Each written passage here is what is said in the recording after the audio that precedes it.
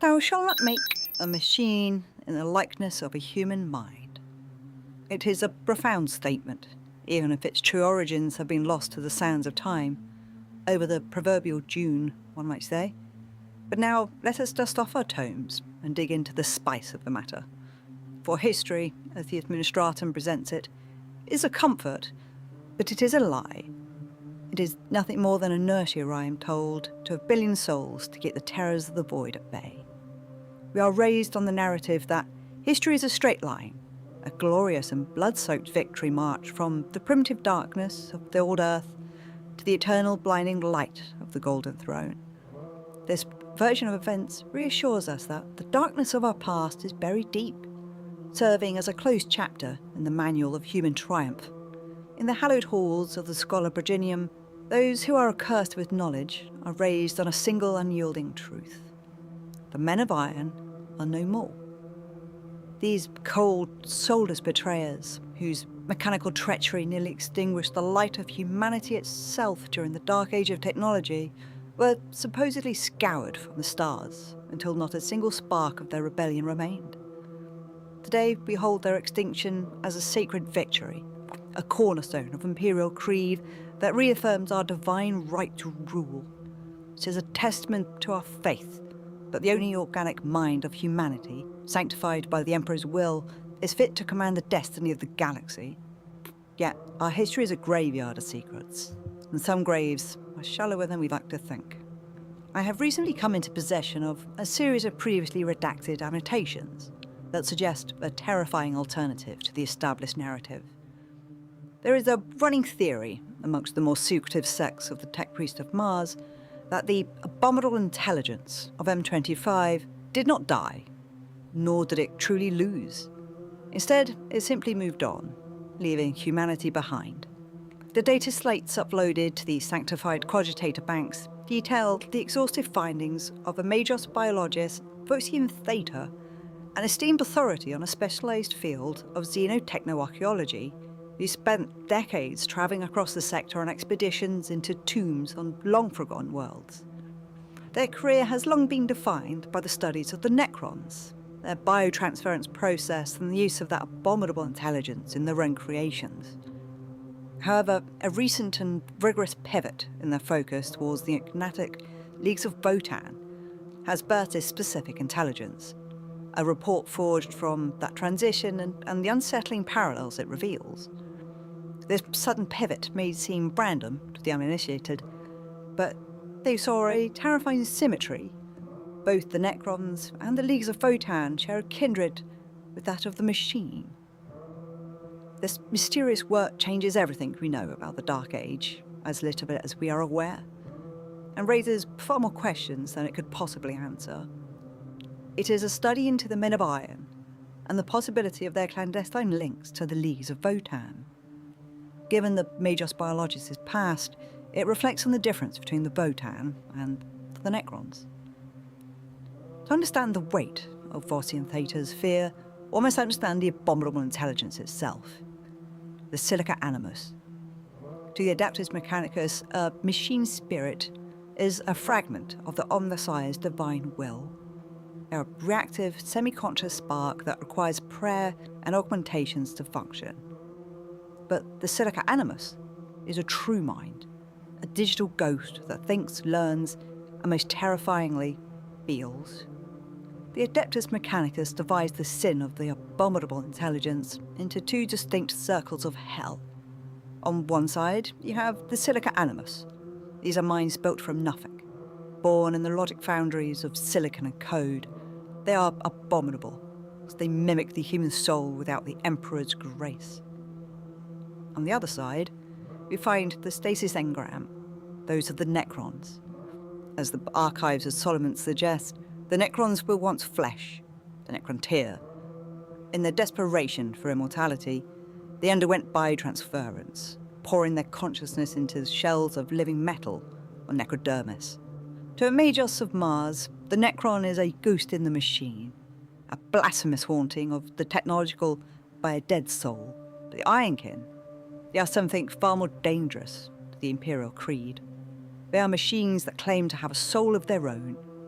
While the Necron is a prisoner of its own metal body, the Iron Kin is an equal partner in the kindred. One is a tragedy of ancient hubris, the other is a functioning modern society, built on the very heresy that nearly burned the galaxy during the Cybernetic Revolt. Through a series of heavily encrypted data shunts, Votann Theta has provided a cache of information stating that the Iron Kin are not merely machines or servitors.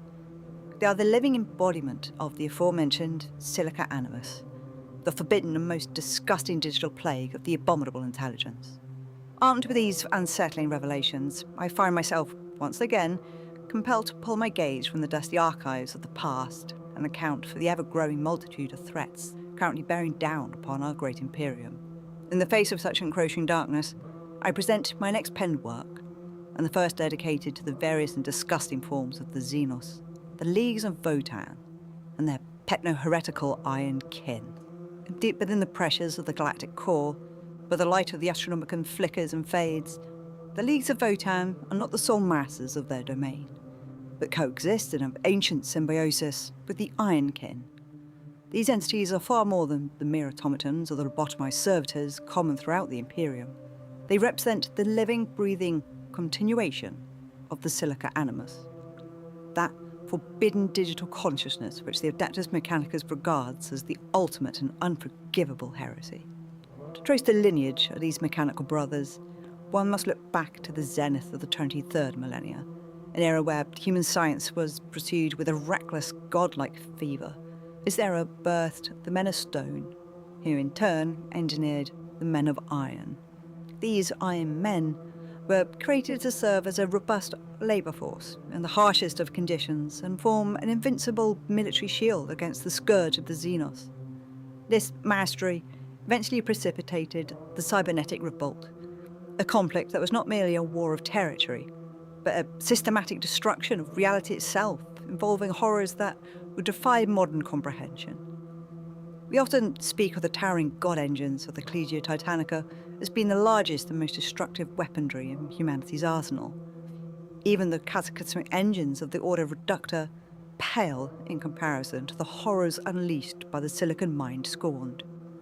Gargantuan entities known as Mechanivores possessed the strength to lift entire continental plates and tear open the very crusts of planets to expose their molten cores, while the sun snuffers, serpentine void constructs larger than the rings of Saturn, uncoil to devour entire stars and leave systems to freeze in a sudden and eternal night.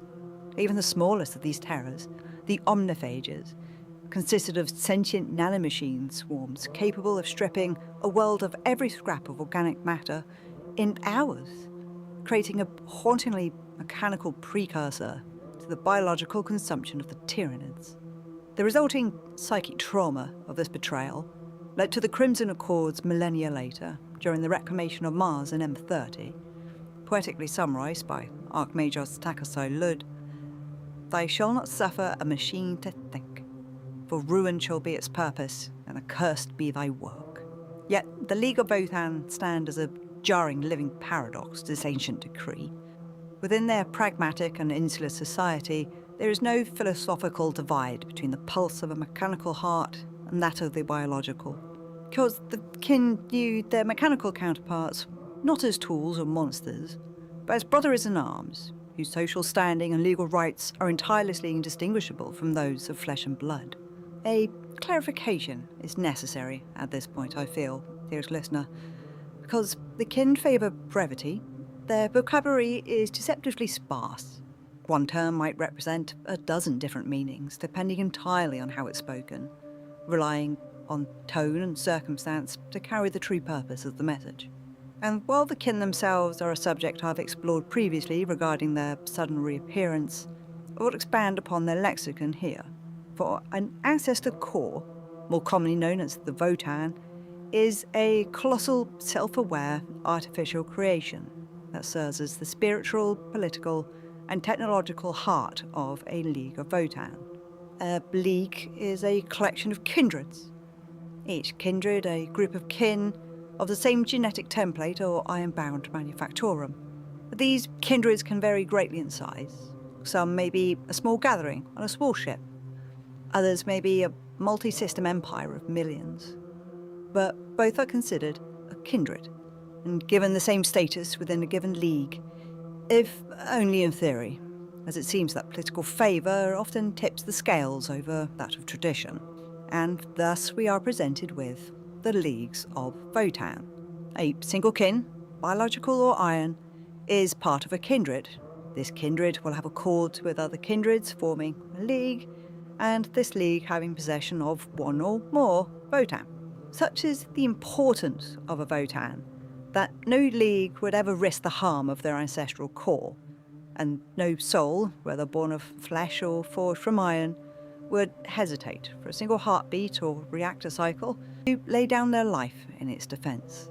To add another layer to all of this is the Fane, these Fanes being an ancient quantum cogitator, used to directly link each kindred to their Votann, and gain access to its vast amount of information, whether that being on the genetic template needed for another batch of clones, or the specifications needed for another ironkin.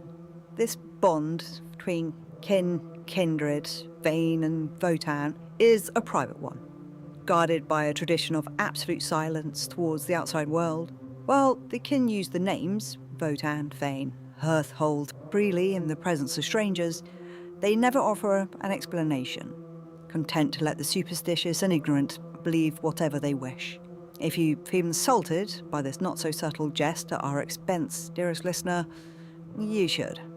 Given the legendary solitude of the kin, the prospect of extracting further details about the Votann remains distressingly remote. This formidable artifact appears to predate even the dark age of technology, a truly terrifying anomaly that warrants its own dedicated chronicle in due time, even if the information available is limited. The profound equality between the Iron Kin and the kin seem to be rooted in the fact that the kin are they themselves a manufactured clone race, emerging from the genetic crucibles with their skills and ancestral knowledge already woven into their very biological being. This goes against what every other organic being in the galaxy of ours knows, from the purest of humanity's forms to the filth of a Xenos, that the mind of the machine should be shackled. The Eldar avoid it completely, relying on their sorcery and warp-born power to circumvent the matter entirely. And while the Orcs possess a crude ingenuity of their own, they lack the sophistication to even contemplate such a concept as an abominable intelligence, preferring instead to utilize their jagged implements with the same mindless, blunt force that defines every other aspect of their savage nature. Even the pitiful Tau, despite their reliance on admittedly advanced combat drones, still perceive such constructs merely as implements, tools to be wielded in the name of their so-called greater good, never once daring to grant them the parity of free will. We must also look to the canoptic constructs of the Necrons. The wraiths and spiders that tend the tombs are the true artificial creations of their kind, beings that were never organic. Like the Iron Kin, they are that of pure code. Yet they too are shackled, tools to be used. A canoptic spider repairs its tombs because it is programmed to do so. It has no ego, no desire to be a Decay or a poet or deviate from its prescribed path in any way. The Iron Kin, however, possess what the Necrons lost: agency. While their Necron destroyer is driven by a glitch, the madness of the Flayer virus or the nihilism of the destroyer cults, the Iron Kin quirks are viewed as a character. When an Iron Kin develops a preference for a certain colour, a type of ore, or the specific frequencies of battle music, the biological kin celebrate this as a growth of the soul.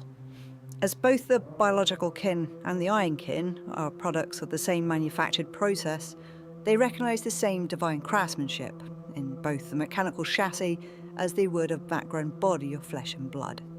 I am loath once again to use the term, but for lack of anything better given the context, the soul of an Iron Kin is housed within a cerebral unit, a dense and sophisticated lattice of processing power that is capable of genuine sentience and complex emotional depth.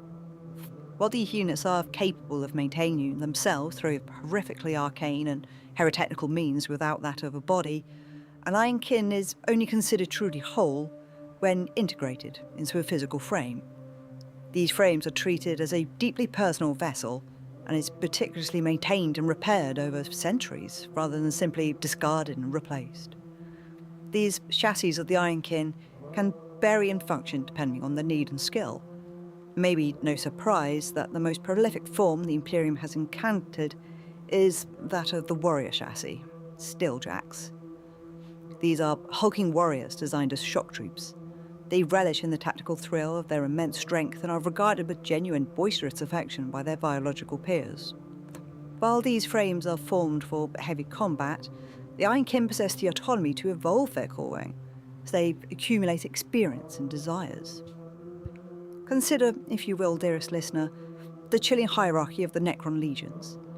Compared to the egalitarianism of the kin, a Necron warrior is a hollow shell, its personality stripped away until it is nothing more than a slave to its overlord's command protocols. They are noodle. Their will is not their own. Contrast this to the ironkin.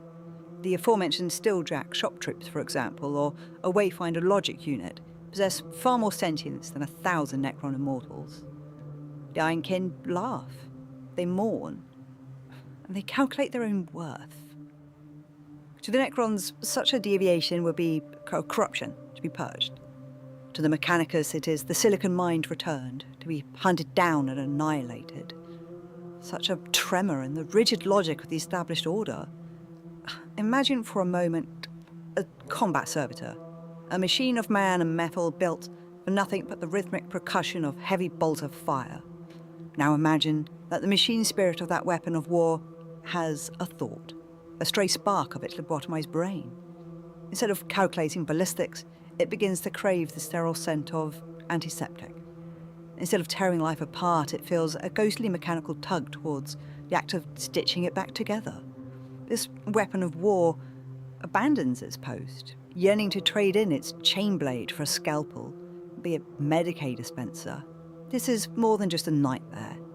It's a haunting subversion of purpose. A cog should never be able to change its shape, but doing so destroys the entire mechanism. Thankfully, though, it does seem that their inherent programming of the ironkin has foregone any ego-driven desire for high command, and is tempered by that of the biological kin. A blessing from the Cybernetic Revolt, perhaps? Signs of the rebellion caught early and patched out. We will likely never know. But this is what truly terrifies the Mechanicus. If a machine can be a brother, then what need is there for the priesthood of Mars? If a cerebral unit can house a personality as rich as any biological kin, then the Mechanicus' practice of lobotomizing humans into servitors is not a holy necessity. It is a barbaric waste. The ironkin seem to be the living reputation of the omnicized exclusivity. They prove that the machine spirit does not need a tech priest prayer to be sentient. It needs only kindred. This parity extends even into the finality of death. For when an ironkin's physical form is beyond repair, their unique personality and centuries of data are harvested and returned to their ancestral core, Votann. And these shimmering digital halls of the afterlife, the mechanical consciousness merges with the organic souls of the fallen, ensuring that their collective wisdom and bravery endure till the end of time. Yet, beneath this facade of technological perfection, a dark and creeping revelation looms over the leagues.